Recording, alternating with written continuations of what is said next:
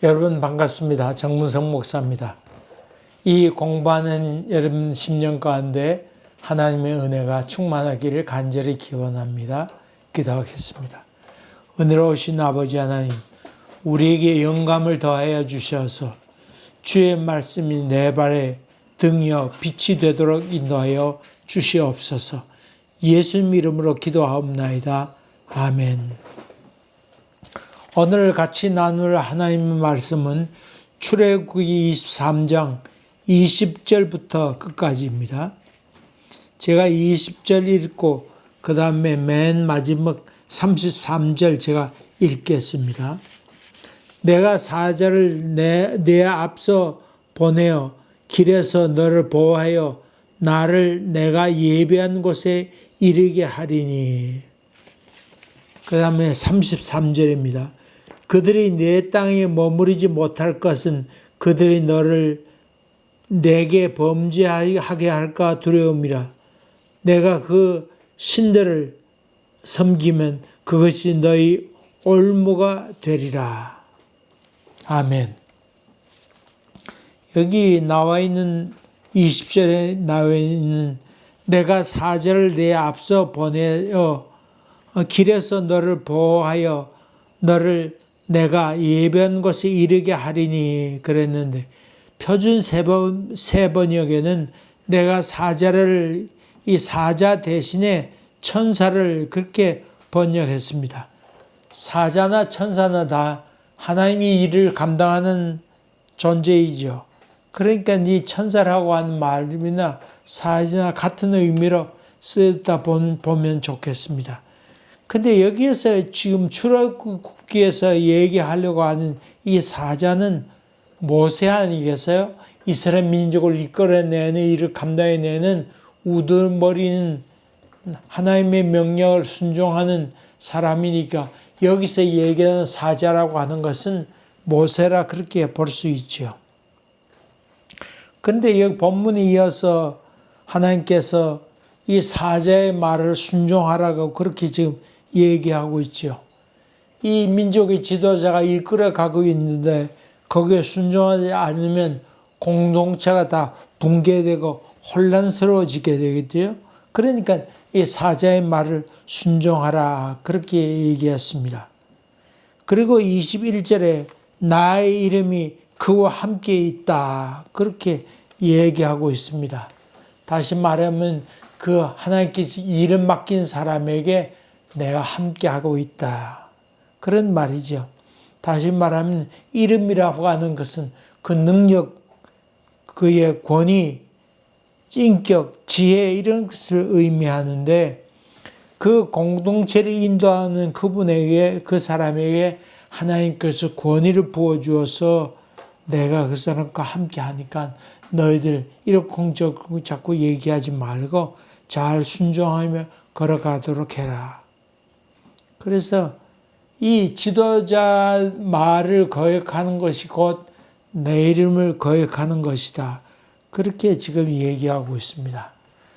사무엘서 보게 되면 사무엘이 있었는데 하나님 말씀을 대리해서 지시하기도 하고 하나님께 돌아오라고 여러 방면으로 얘기하잖아요. 그럼에도 불구하고 계속해서 이스라엘 민족이 요구했던 것은 우리에게 왕을 주시옵소서. 사무엘이 나가서 너희 왕이 있게 되면 하나님을 섬겨야 될 뿐만 아니라 왕도 또 섬겨야 되니까 너희에게는 그것이 고통이 될 것이야. 암만 얘기해도 그들은 듣지 않습니다. 그래도 우리에게 왕을 달라고 얘기합니다. 주변에 있는 나라들은 다 왕들이 있었습니다. 그러니까 왕들이 나와서 군사를 모집하고 적들이 쳐들어오면 이 왕이 자기 마음대로 군사를 동원해서 적들을 물리치고 하니까 저들에게 큰 도움이 됐던 것이라 생각했던 것 같습니다. 하나님께서 직접 통치하시고 역사하시고 계심에도 불구하고 저들은 눈에 보이는 임금을 달라고 자꾸 사무엘에게 요청하게 되지요. 사무엘은 안 된다고 암만 얘기해도 저들은 듣지 않습니다. 어느 날 하나님께서 사무엘 불러서 그렇게 얘기합니다. 사무엘아, 너를 싫어서 저들이 저런 것 아니다. 나를 싫어해서 하는 행위니까 너 저들에게 왕에게 기름 부어 주어라. 그렇게 하나님께서 말씀하시게 되지요. 그렇게 해서 사무엘이 사울이라는 사람을 뽑아서 기름을 붓게 되지요. 다시 말하면 저들은 눈에 보이지 않는 하나님보다도 눈에 보이는 왕이 더 저들에게 보기 좋게 보였던 것 같습니다. 우리 신앙도 그렇게 쉽습니다. 눈에 보이는 무당을 찾아가고 눈에 보이는 그 동상에게 절하고 또 동쪽을 그 메카를 향하여 절하라고 그러면 그것 쉽게 잘합니다만 눈에 보이지 않는 하나님께 무시로 성령 안에서 기도하라고 하는 이 말은 무시하기가 쉬운 것이 인간이라고 하는 것입니다. 나의 이름이 그와 함께 그 위에 있다. 그와 함께 있다. 그렇게 얘기할 때 우리는 그 사람 속에 있는 하나님의 존재와 권위를 우리는 받아들여야 된다. 그것을 기억해야 됩니다. 흔히 독재자들에 대해서 아주 기독교 보수 세력이 저들을 지지하면서 이 권위는 다 하나님께로부터 난 것이니까 우리 그 권위에 순복해야 된다. 그러면서 독재자를 지지하고 아주 찬성표를 하고 아주 앞장서서 입에 발린 달콤한 소리를 할 때가 많이 있지요. 또 독재자들은 그 말을 인용해서 권력을 자기 마음대로 휘둘릴 때가 많이 있습니다. 여러분, 우선되는 것은 그 권력이 어디에서 났느냐 그것을 바라보면서 권력을 가진 사람은 두렵고 떨림으로 하나님께서 나에게 이 고난을 주셨으니까 내가 조심해야지. 그런 걸 생각하는 것이 우선되어야 됩니다. 그래야 백성들 따르고 갈 거 아니에요?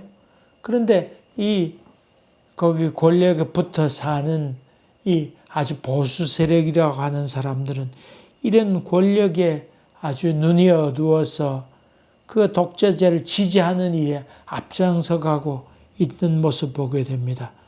권력은 하나님께로 났으니까 조심하고 두렵고 떨림으로 구원을 이루어가야 하는 뜻입니다. 우리 성경을 보면서 또 알아야 될 것이 있습니다.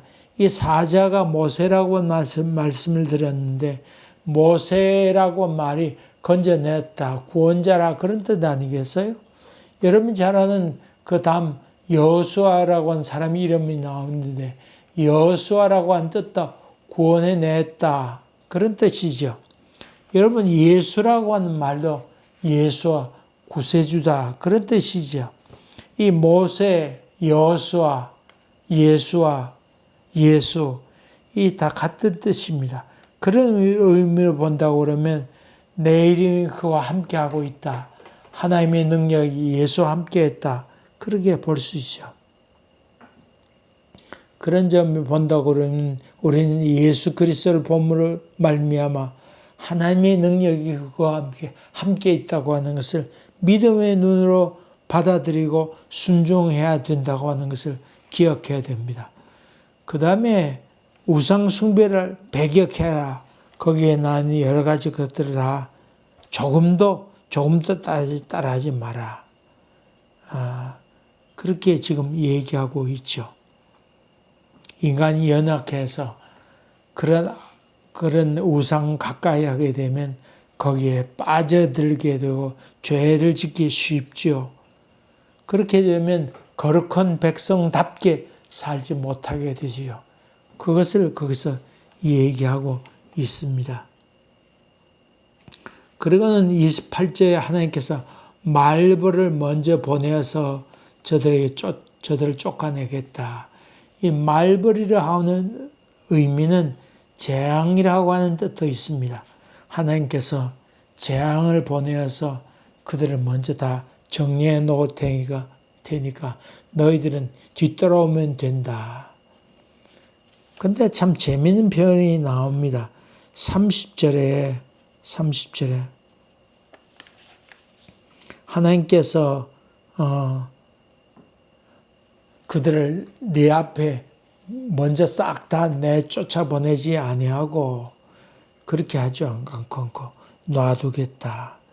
내가 번성하여 그 땅을 기업으로 얻을 때까지 내가 그들을 네 앞에서 조금씩 쫓아내리니 그 땅이 황폐하게 되므로 들짐승이 번성하여 너희를 해하게 할까 하여 1년 안에는 그들을 네 앞에서 쫓아내지 아니하고 가나안 땅에 있는데 미리 다 쫓아내지 않겠다.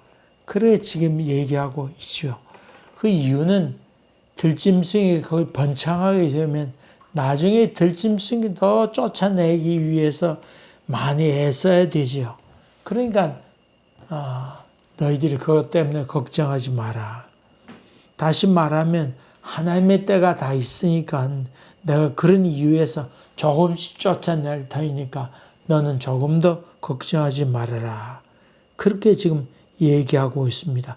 종종 우리는 하나님의 응답이 더디어서 멀리서 쳐다보게 되면 야 우리 저 빨리 쫓아내지 않으면 어떻게 될까 걱정할 때가 많이 있습니다만은 그러네 여러분 걱정하지 마세요.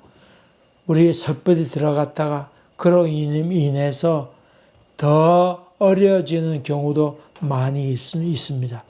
일본의 어떤 섬 보니까 그 섬 뱀이 너무 많아서 다른 곳에 있는 몽구스 뱀을 잡아먹잖아요. 싸워서 이기게 되는데 이 몽구스를 데려다가 그 뱀을 잡아먹도록 그렇게 해버렸습니다. 이 점점 몽구스가 퍼지게 돼서 그 섬 전체가 몽구스 소굴이 되어버리고 말았습니다. 그래서 그 들짐승으로 인해서 더 고통받게 되었다. 그런 얘기를 하고 있습니다. 오히려 거기 두었던 것이 덫이 되어서 저들에게 더 가까이 올 때가 많이 있다고 하는 것도 여러분이 기억해야 됩니다. 요즘 한국 그 무기 수출을 많이 해서 좋다고 막 난립니다. 그래서 무기 수출하면서 우리가 대단히 무기를 잘 만들어서 전 세계에 팔려 나가기 있고 우리의 국방력이 대단하다. 그렇게 아주 난리 피우고 있습니다만은 그러나 여러분 조심해야 됩니다. 폴란드에 탱크를 많이 팔고 K9 자주포를 팔고 또 미사일을 팔고 해서 좋아하지만 이것이 오히려 덫이 돼서 우리에게 다가올 때가 많이 있다고 하는 것도 삼가 조심해서 이래 무기를 팔 때는 조심해서 우리를 뒤돌아보아야 되는 일이 우리 가운데 있어야 됩니다. 냉정하게 쳐다보면서 해야 되지. 그거 좋다고 날뛰다가. 그래서 지금 얘기하고 있는 것이 나토에 있는 나라들이 우리나라에 대해서 무기를 빨리 팔고 전투에 좀 참여했으면 좋겠다 하는 얘기를 하게 돼서 거기 발을 들여다 놓지 않으면 안 되는 그런 상황에 이르게 될 수 있다고 하는 걱정을 하게 됩니다.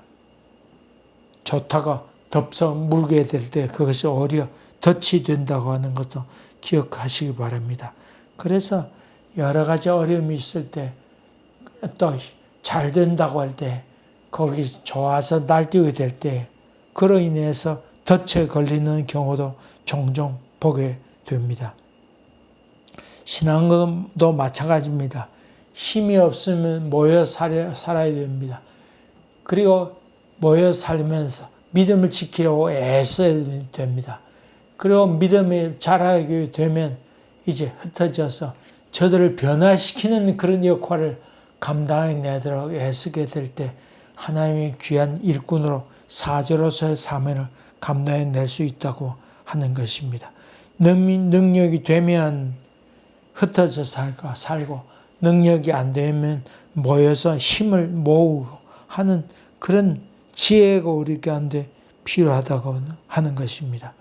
그래서 할 수만 있거든 흩어져 살면서 저들을 변화시키는 그런 일을 감당해내서 하나님의 좋은 일꾼으로 살아가신 여러분 되시기를 주의 이름으로 간절히 기원합니다.